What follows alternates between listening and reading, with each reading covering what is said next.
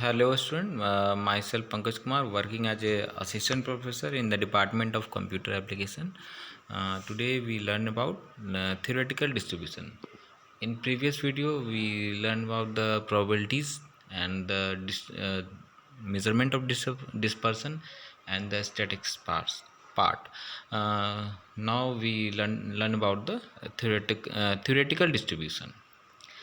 Uh, the theoretical distribution is basically how we distribute our statistical data is known as the theoretical distribution. It is based on something assumptions.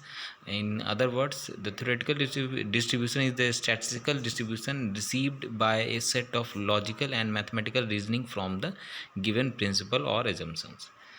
So the theoretical distribution is basically based on the mathematical reasoning from the principle or the given assumptions.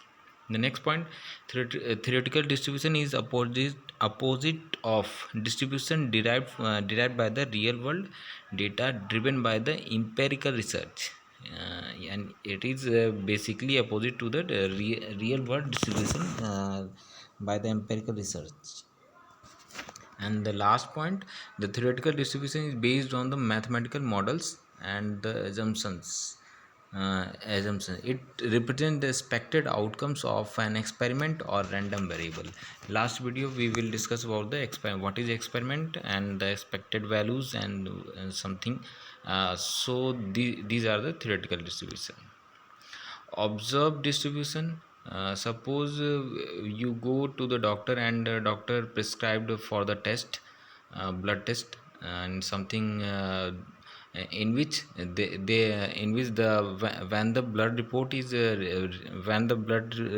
you got, there is there is a reference value and the observed value. So this is the observed value, what we noted in the your blood test is known as, so in the observed distribution, the observed distribution is based on the actual data collected from the experiment or observation.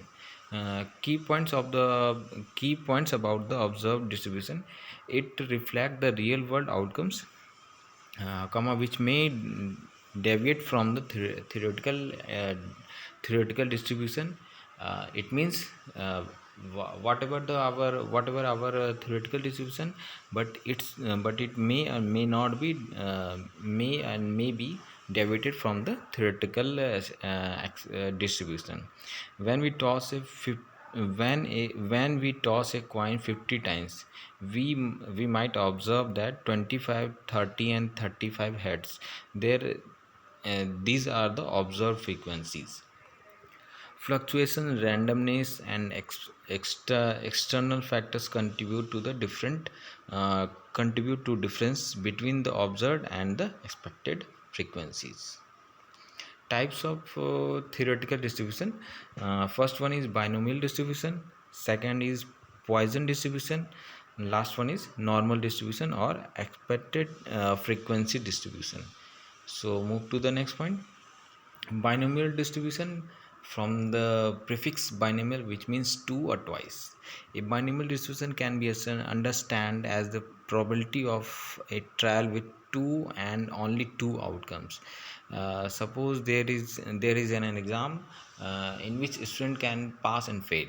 So these are the, in this case we will discuss about the binomial distribution. It is a type of distribution that has two different outcomes, namely success and failure. It is applicable to the discrete random variable only. The binomial distribution is applicable only for the discrete random variables. The origin of binomial distribution can be tracked back to the Bernoulli's trials. Basically, the binomial distribution is taken from the Bernoulli's theorem, which is mentioned in the physics books.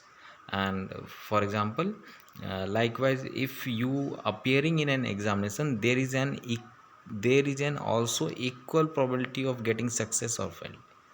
Either you fail, either you successful. This such type of event is known as equally likely event. We will we was discuss about the last videos in the probability. What is the equally likely event and the mutual exclusive event and exhaustive events. Such type of events we will discuss in the last videos. So move to the next distribution, the Poisson distribution. The Poisson distribution is a theoretical discrete probability distribution that is very useful in situation where the discrete event occur in an outcomes manner, in which the Poisson distribution, the events are occur in a continuous manner. It is this has a huge application in the many practical scenario, like determining the number of calls received per minute at a call center, or number of unbaked cookies in a batch at a bakery, and much more.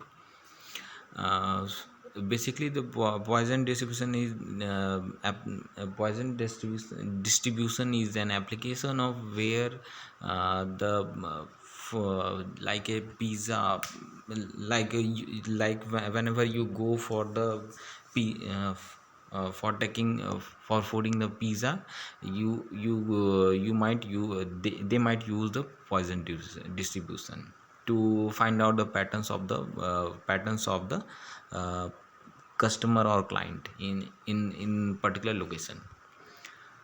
In such cases, only the average number of success for a sample space is known. It can sometimes range from 0 to maximum value, but one does not know how many times it goes to the failure. So this is the Poisson distribution. And the last is the normal distribution. A normal distribution is also known as the Gaussian distribution, or bell curve is a continuous probability distribution for a real valued random variables. Sem- uh, Basically the normal distribution is symmetric about from the mean position.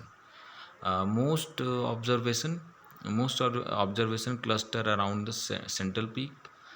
Probabilities for the values further away from the mean trapped of the equally in the both directions. So these are the probability these are the normal distribution. Sample, if you are go for the blood test, in our body, approximately 5 liter blood are in our body. So the blood test man who take the small portion of your blood is known as sample. This is a basic definition of the sample.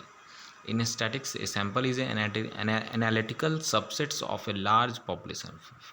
The use of samples allows researchers to conduct their study with more manageable data and in timely manner. The next point is population. Population is the entire group that you want to draw conclusion about.